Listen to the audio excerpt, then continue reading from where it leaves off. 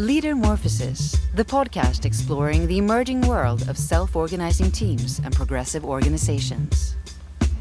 So, Miki, thank you first of all for coming on the Leadermorphosis podcast. Thank you for having me and inviting me. Yeah. So I thought we could start by talking about nonviolent communication, because I know this is a movement that you're very active in. And I think it's a technology, if you could call it that comes up a lot in the conversation around self-managing organizations as something that's a really good practice for people to develop and get skilled at in order to have communication that's more human, more adult to adult. So what for you is most inspiring about the potential of nonviolent communication in organizations and in self-management? Thank you. I think in the moment, as you're asking this, what comes to me most strongly is that the focus on needs is a very powerful organizing principle that really kind of like cuts to the chase. You know, like for example, you look at economics, the entire world of economics is organized around profit, not around needs. So there are profound implications to it that people kind of don't like to think about. So when you do things based on exchange, based on profit, based on so-called merit, you end up subtly defining which needs or whose needs are more important than whose needs. And it ends up being that resources go to where resources exist instead of resources going to where need exists. And that creates a fundamental sense of precariousness for most humans on the planet, which isn't how it was before exchange, money, debt, interest markets. Before all of those were introduced, there wasn't that kind of precariousness that people lived in. So fundamentally, our structures are not designed to attend to needs. And if I want a really resilient, robust, self-managing system, sooner or later, it will need to realign itself with needs. Because otherwise, there comes a moment where it's like, wait a minute, we're self-managing for what purpose? To increase the profit of one person somewhere that can then accumulate? Why would we do that? Because when you exit the paradigm of command and control, so the way that so-called traditional organizations, there's nothing traditional about them, but they're called traditional. They function on the basis of command and control vertically, competition horizontally. So it's like you can't really trust anyone in those environments. And yet that provides a certain kind of odd coherence. So if you remove that, you need something else to create coherence. And that comes from purpose at all levels, which is very, very, very closely related to needs. And it also comes from having agreements about how you function together, which are also best made on the basis of what would meet needs. Because anytime you don't address needs, you need force. If you are going to tell people to do things that are not aligned with their needs, they're not going to want to do it. And if people are expected to do things they don't want to do, you will need force to keep them in place. This starts with socialization and continues with management. So that's the biggest potential that I see is a revised organizing principle that if we declare that all our actions are designed to attend to needs as best as we know how, as many needs as best as we know how, everything changes. Mm. That's for me the most liberating potential of the nonviolent communication paradigm. Yeah, that's so interesting, because so many people working in self-managing systems have this complaint and say to me, you know, oh, the one thing we're really struggling with is, you know, how do we get people to take a shared ownership of the company, to really like step in? You know, we've declared self-management. Why aren't people doing, you know, why are there these jobs that are maybe less desirable or something? Why aren't people really owning them? And when you shared what you shared just then, it made me think it's because we're coming from this command and control paradigm. We're still thinking in that paradigm instead of like a totally different organizing principle, as you say, which is around needs. It's like a complete shift. Yes. So there is, you know, most organizations in the world are designed to maximize accumulation for a few individuals. That is their purpose. And that purpose has nothing inspiring about it, except possibly for the person who is going to get the money. But even then, I don't actually think it's inspiring. It's not life-giving. I mean, there's a whole other, you know, sub-thread about that claim of doing well by doing good, which, you know, we might or might not get to. I want to put that on the side. But whatever it is, ultimately, if the purpose is to maximize profits and accumulation for one or a few individuals, there isn't going to be a strong enough why that is intrinsic for people to own the jobs that are nasty. You know, are you there? I think the internet Yes, you frozen a little bit, but you're back now. Yeah, you also froze, so it's like somewhere between us, some freezing happened. So,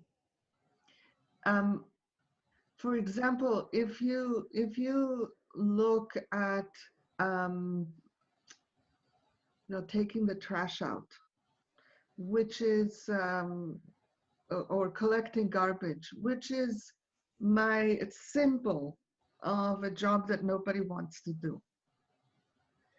And until and unless we figure out how we are going to not outsource that kind of work to the less desirable people, we haven't actually changed fundamentally. We're still saying, oh, there are the few who are, you know, who have skills, who have passion, who can align their life behind their passion and all of that. And there will be those who collect the garbage. And I might be very willing to collect the garbage from time to time, not all the time as my sole job, but I might be very willing to do that when I know what purpose it serves. And then I won't need any extrinsic motivation. I will do it because I know that every time I take the garbage out, I'm serving such and so purpose. If there is no purpose, you will need to force me. And you don't force me with a gun. These days, mostly you force me with, you don't do it, there won't be a job for you. Yeah. Something else that's connected to this, I guess, is this whole topic of power and patriarchy, which I know is something that you've written about and explored at length as well. And again, I think in self-managing systems, this is another total paradigm shift, and it's more complex, I'm learning, than just, oh, let's change this manager-subordinate power dynamic. There's so many other power dynamics and relationships to power that are sort of invisible, I think, to many of us. So what, I know that you've written about, for example, these useful terms of power over and power with, and that's quite a helpful distinction, I think, for this topic. Yeah, first of all, I want to give credit to the woman who invented this distinction, who was very much a management person, but early thinker that did massive radical things and nobody knows about her. Her name is Mary Parker Follett. Have you heard of her? Yes. Great, you belong to a minority that hopefully will. So she is the one who made that distinction. And then it's now used all over the place, but without giving her credit. And that is one of the outcomes of patriarchy, is that women disappear. Even pioneer women, even all women end up disappearing. So I'm trying to give her credit. She did this 100 years ago. She was talking about these things well before anyone else was. And so power over essentially is about me deciding what is going to happen without involving other people in the decision. It doesn't necessarily mean I don't care about you. I might even think that what I'm doing is for your benefit. But for as long as you are not directly or indirectly participating in deciding things that impact you, it is power over, in the sense that it is done to you. It is over you. And I don't necessarily think that it is hermetically always in all conditions bad. You know, for example, I always like to give this example. If I'm going to have a piece of surgery, I really want the surgeon to decide on her own, on his own, what is going to happen, take the pace, make the decisions, and go with it. I don't want the surgeon to check with the nurse if it's okay with her to hold the scalpel or whatever the nurse does. No, I want the flow, the particular kind of flow under very particular types of circumstances that comes from things being decided and other people being told what to do. Sometimes that's necessary, and I want us to be able to do that when it's necessary. The problem is when that's the only way, and when or when it is declared necessary in many more cases than I think are necessary. Because people declare it necessary on the basis of fear that collaboration is just not workable, rather than on the basis of specific circumstances and criteria. And power with is essentially about honoring the autonomy and freedom of other people. It's not just caring about your needs in general. It's about specifically honoring your freedom and capacity to participate. And it results in much more powerful collaborations because it really gives you the room to say no. And if you can't say no, you also can't say yes. Your yes is then compromised. So essentially, it is the interplay between everybody's needs that results in a path forward that has more needs within it, more wisdom within it, more perspectives within it, more things that have been worked out before implementation. Because in the command and control world, so many times I talk with people, you know, at the lower level of the hierarchy who say, they are such idiots, the managers, because they decide things they think they know, but they make this decision and they don't ask us, and we have to implement it. And we know this is not going to work. It's both going to slow us down and make some things that we need to do impossible. So we're going to work around their decision just because they didn't even check with us what is going on in the field. So you end up having decisions that are less robust, less wise, that fall apart, that you then have to rethink, etc. So that's this distinction that I see between power over and power with. And to make the shift has to happen in 3 different places. One is in the person who holds the structural power, the person who has the possibility of using their power over others. Because there's a difference between, we all have the habit of power over, but we don't necessarily have the capacity to do it if we don't have structural power. So I once worked with a group of union activists, and there was a very profound moment when they became willing to admit that if they had power, they would treat management as poorly as management was treating them. So the impulse to power over has been instilled in us, but the capacity is given to us by having structural power. So a person who has structural power needs to transform their habits in order to exercise power with, because otherwise you will be caught in this very odd, painful contradiction of where you want collaboration and you want things to go your way, both at the same time, which is not possible. So the main change internally on that end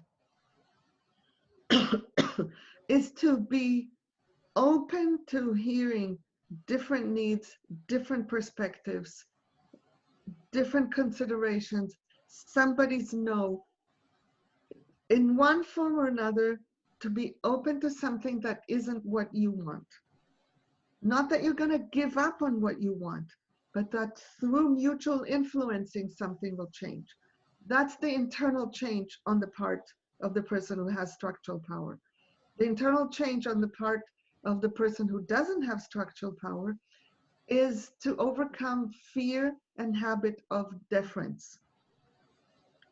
And there is a risk, because if the person with power hasn't made the shift, standing up for what you know is true does carry risks. So ultimately, on an individual basis, changing it from below is the highest skill level necessary to be able to collaborate with someone who isn't in a collaborative mindset and also has power in relation to you. That is the biggest deal. That is where nonviolence really gets tested. So there are internal changes. There are also changes in the structure, because if you don't change the systems and the agreements within which you operate, then it requires individuals to be saints. So ultimately, for self-management to really be institutionalized, you need to have clear agreements, clear criteria about when you do this, when you do that, how you function, and all of that, which is why the advice process is such a wonderful tool, because it moves you in the direction, regardless of which side you started from, it moves you in the direction of collaboration, of openness to multiplicity of perspectives before anything becomes a decision. Yeah, those 3 shifts that are necessary, I think, are so helpful to bear in mind. And I think you touch on something there about agreements and structures in order for self-management to work. And I think one of the myths or misconceptions about self-management is it's no structures, or, let's get rid of structures and processes, it's sort of free-for-all. And I think there are some parallels I could see when I was reading about some of your writing around the myths of power with as well.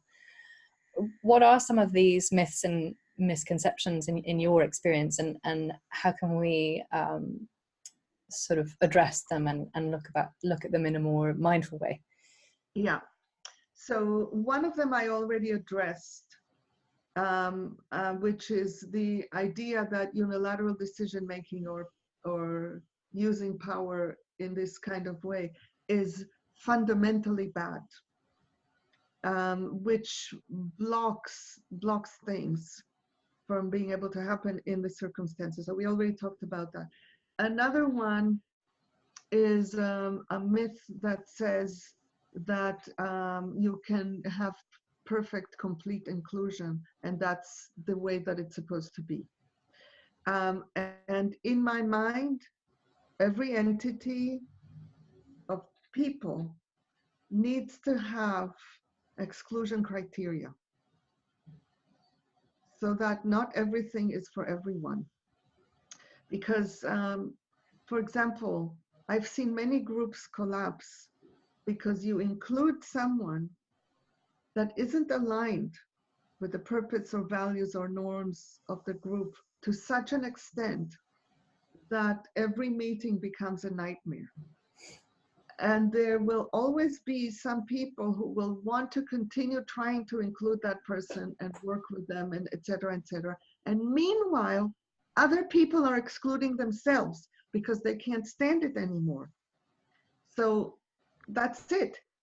That's already not perfect inclusion. You're trying to include this person, and these other people who were completely aligned with the purpose and values of the group, they are leaving. So it's a very hard one for people to think about. And still, I think it's necessary, and that we don't how to say this?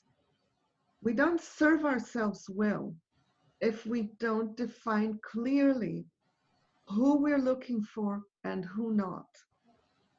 One of the things that I think a lot about these days is how to create criteria that are so precise and so transparent that for the most part, people will self-select. So that it isn't about telling people you're not welcome. It's that people will read or see or whatever, or hear, whatever the medium of the information sharing is. They find out what this group or organization or community is about. And they will know I am not a fit.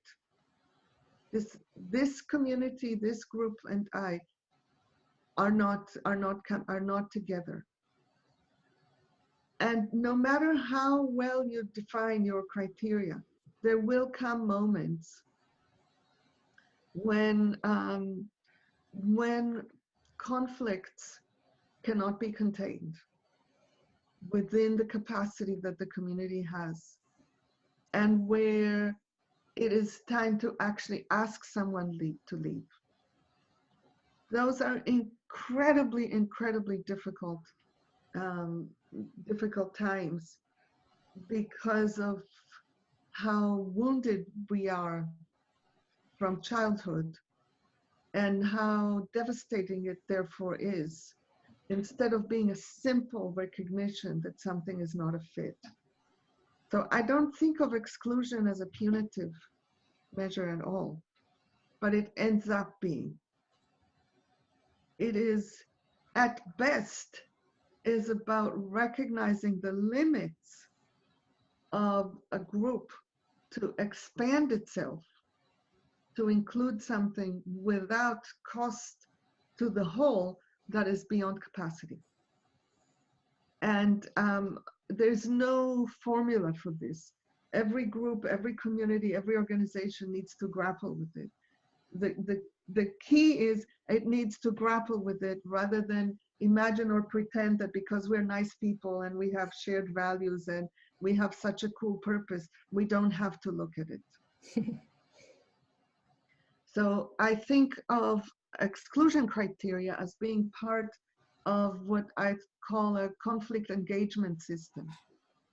So it's one of 5 core systems that I think are there in every entity. They exist, and if you don't define them, you inherit them. I will say what I mean, but let me first say that a conflict engagement system is the set of agreements that a group makes about what to do when there's conflict. And if you don't have that system, if you don't have clear agreements about how you handle conflict, you're going to inherit the way that conflict is handled in the dominant culture.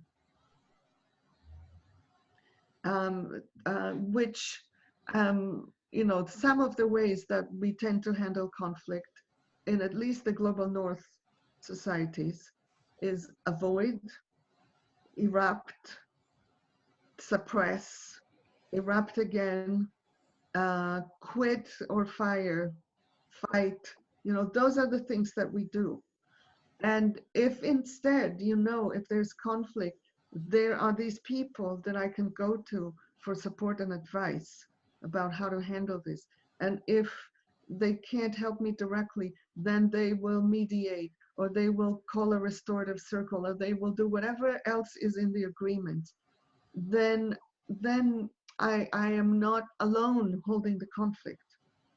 And it's that system that needs to hold within it the piece about conflict escalation. When conflict is not contained and it continues to escalate, under what conditions, in what ways, for what purpose, how do you mitigate for consequences, how do you do it with as much love as possible? All of these things, every group needs to work out. But that's not at all the only system. I said there are 5 of them. There are more systems, but most of them are specific to this or that group and the things that it needs to do. The 5 core systems are, the first one is the decision-making system, which addresses questions of who makes which decisions, who else is included, who finds out about it, what processes are used, etc. And so, you know, if a group decides to use the advice process, then the system is this: who makes which decisions? Anyone can make any decision. That's the purest advice process. It gets modified in holacracy systems based on roles, but essentially, who makes which decisions? Anyone can make any decision. Who gives input? The people who are affected and the people who have expertise. Who finds out about it? All of the above, and possibly others, maybe everyone. What process is being used? You know, ways, defined ways of how you request advice, because it's not just you know, an open thing that you know, that any form, defining the forms for asking advice, under which conditions, developing more criteria for it, can be really helpful to people, because the shift into the advice process is very hard for people.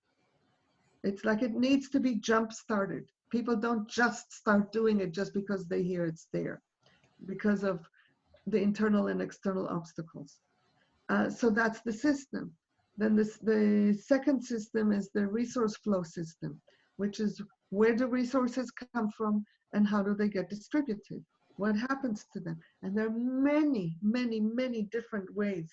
And if you are in a self-managing system, you need to work out, you know, especially if the sum total of how people want to use the resources that are within the organization, which is not just money, it's human power, it's machinery, it's everything that is there.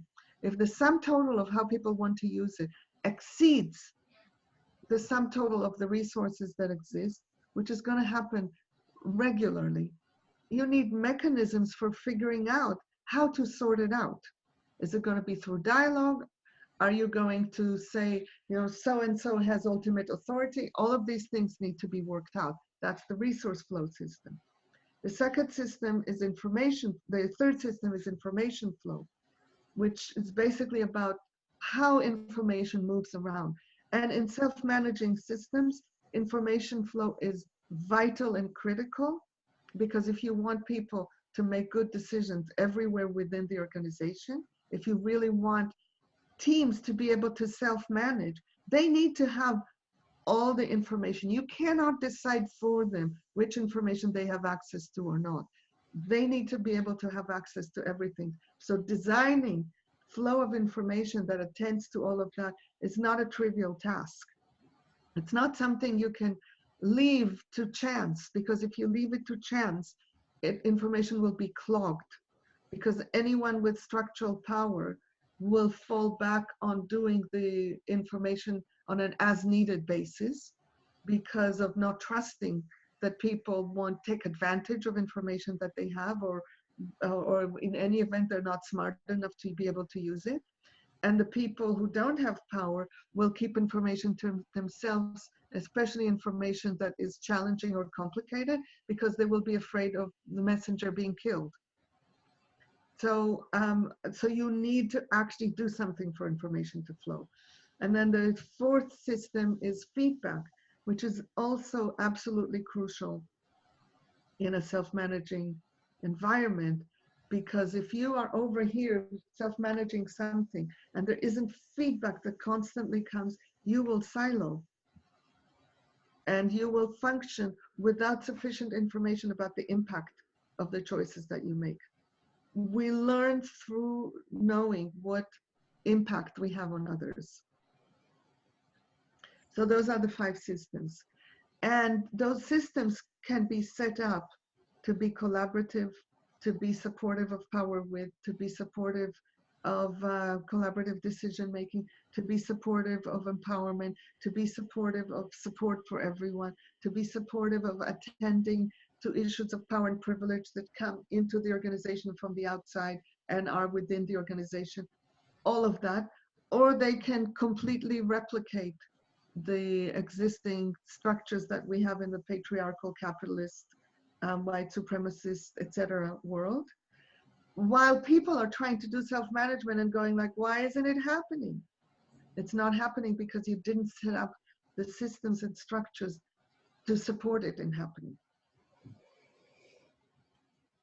Thank you for sharing those 5 systems. I think that's really helpful. And I think, yeah, what strikes me is how important it is to be really diligent, actually, and very intentional about how are we going to organize those 5 systems. Exactly. Yeah. I'm wondering as well. So we've talked a bit about communication. We've talked a bit about sort of structures and systems. In terms of, you mentioned those 2. Well, those 3 shifts that need to happen, the people who have structural power, the people who don't, and then the system itself.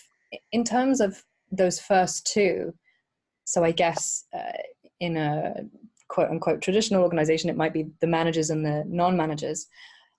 Beyond sort of structures and systems, what are the sort of human shifts that need to happen? You know, what can I do as a human being to develop the mindset, the skills, the abilities that's needed to collaborate in a more self-managing way? Yeah. So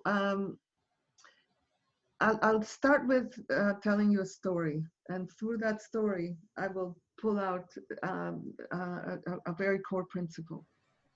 I was once working with an organization. It was a service organization. It was a nonprofit service organization, and their CEO was retiring after 25 years of service. So it was a big, huge transition.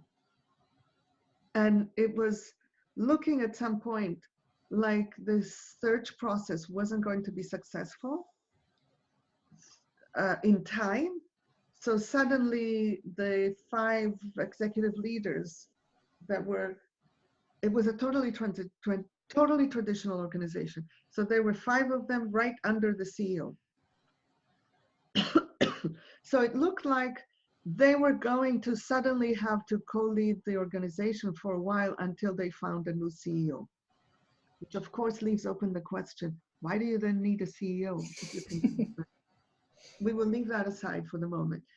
And so I was supporting them in preparing for that possibility, which in the end wasn't necessary. But in that particular meeting that I had with them, we talked about what would be most important for them to be able to do. And they clearly knew how to make decisions together, because it wasn't going to be one of them making decisions. They would need to figure out decisions that all of them could make together. So I said, okay, let's try it out. Tell me a decision that you know you need to make already for this time during this transition. And it was the decision that they needed to make was something about who else to include in their design process for the transition. And I said, okay, great. That's a small enough and concrete enough decision that we can practice. So let's now, just for practice, first of all, I want to hear each one of you tell me what your preference is for who to include and why. And we went around this little circle.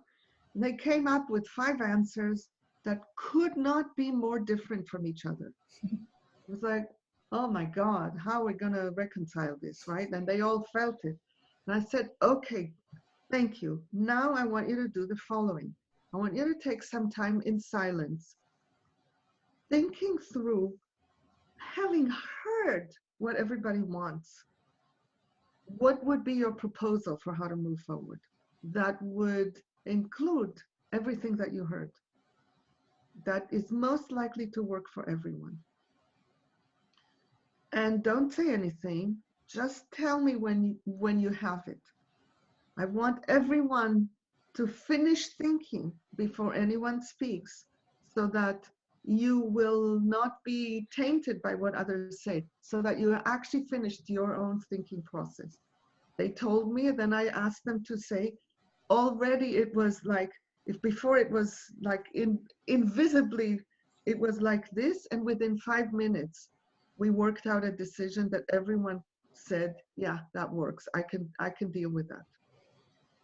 So some of the principles there. The main one is the mindset shift from what do I believe is the best thing to do to what is most likely to work for everyone. And it is literally something that changes people's perspective. It's like I see people, it's like physically people look in a different direction when they think about the one and they think about the other, like where the eyes look. Somehow the eyes tend to look further up when you look for a solution that works for everyone, because you look at it from above.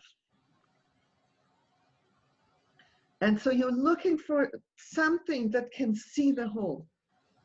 So a fundamental shift in mindset is from me to we. And all of us have that capacity.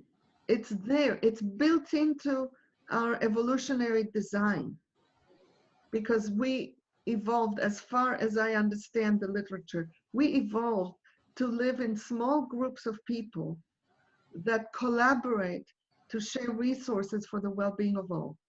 That's what we evolved for. That's not how we live now. But that capacity is still within us. It's just atrophied. So we don't remember to do it. But when asked, almost invariably people can do it. So that's one key mindset shift, is what will work for everyone.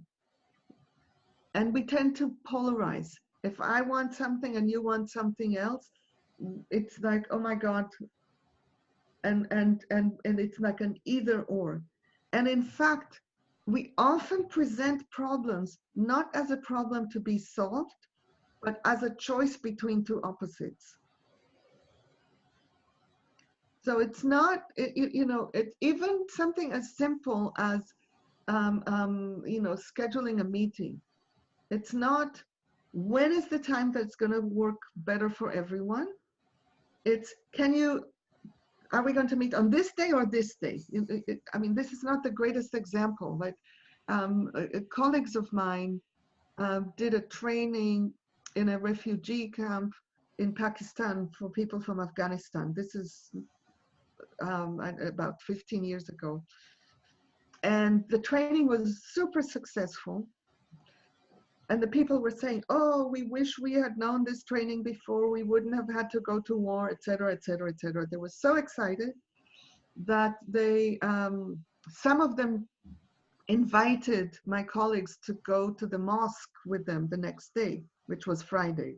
The training ended on Thursday. And others said, how dare you invite Americans to the mosque? And within seconds, they were at each other's throats, you know, because, why? Because the problem was, do they come into the mosque or do they not come into the mosque? The problem, it wasn't presented as a problem of how do we honor them, invite them to partake in a culture in a way that also honors everybody's sensitivities. That is a problem statement that lends itself to a solution, and they found a solution. They went into the mosque, into a particular corner where they could see from behind a veil or something like this, and so they could be part of it without disrupting. So once, if you bring a question for a decision as an either or, it's less likely to be worked out. So that's one principle. Another principle is that when I'm trying to make a decision, I focus on the underlying criteria and principles and what's important, not on the specifics. Again, if you look at this mosque situation, it was either or, they come in or they don't come in. But the solution was identified once the underlying needs were put on the table, which were, I don't have that list, but when you have the list of needs that go into different people's desires, you have the entire universe of the problem. And you can do that when, you know, if you are trying to work out something, and let's say you are in a position of power, and it would be easy to, you know, kind of like impose your will. Instead, you know, really inquire as to what's important to everyone, and then you can start making proposals that have the capacity to work for everyone. And then the second principle, actually the third principle, is to distinguish. So the third principle is to distinguish between preference and willingness, and to realize that most likely a solution that works for everyone is within a space of willingness. It's not any one person's preference, because preference has a narrow range. I prefer exactly this, but I can have willingness for a much wider range of options. So if I can distinguish even within myself, okay, this is my preference, but am I willing to stretch? Probably. If I know that I matter, then I'm willing to stretch more than if I don't know that I matter. If I know what's important to another person, then I'm willing to stretch more than if I just know what they want and that's just how it is. So there's also a way in which, if I want to be in power with, I need to find a way to let everyone know that they matter, because that is what will support all of us in moving from digging our heels in our preference to finding out where is the intersection of all of our willingnesses. And the last one is to watch out for compromise, because a solution that works for everyone has to be an integrative solution, not compromise. A compromise is lose-lose. And an integrative solution is win-win. And that, by the way, is going back to Mary Parker Follett. She's the one who first investigated how you reach decisions that are win-win. She didn't come up with that term win-win, but she came up with the idea of an integrative solution, as opposed to domination or compromise, integration. So those are some of the mindset changes. And the shift in terms of skill, it's about learning dialogue skills And in particular, I can give two principles. The first one is how to speak the deepest truth, which means owning it more within myself than it being about you. This is what's important to me. This is why it's important to me. This is my perception. This is what I observe. This is not the truth.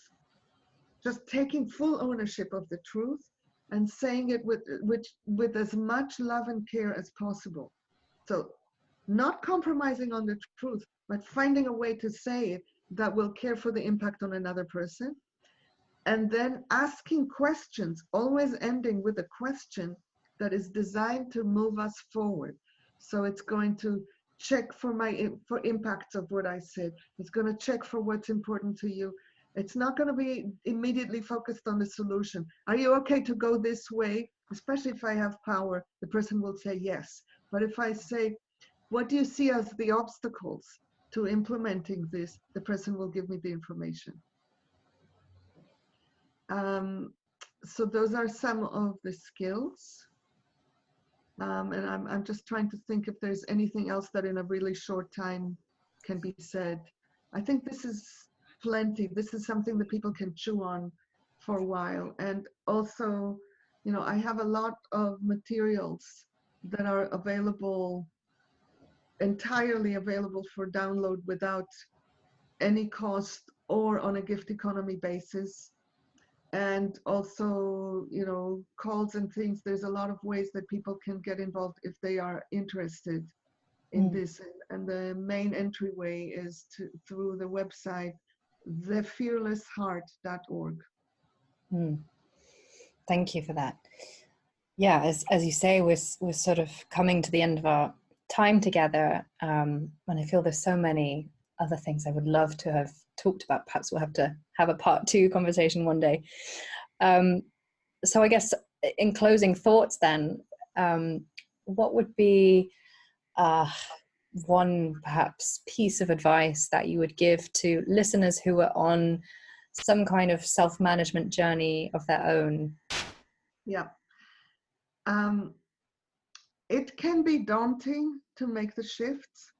I mean, I'm just kind of listening through the ears of someone who hasn't done all the work that I've done in the last 20-something years. And it's like, oh my God, maybe I would just rather not do self-management. So I want to say it may be daunting. And in my experience, every step of the way yields more freedom and more collaboration, both. So you take baby steps and you do only what is within your capacity. Don't change everything at once in one day. Just take one piece at a time to change it.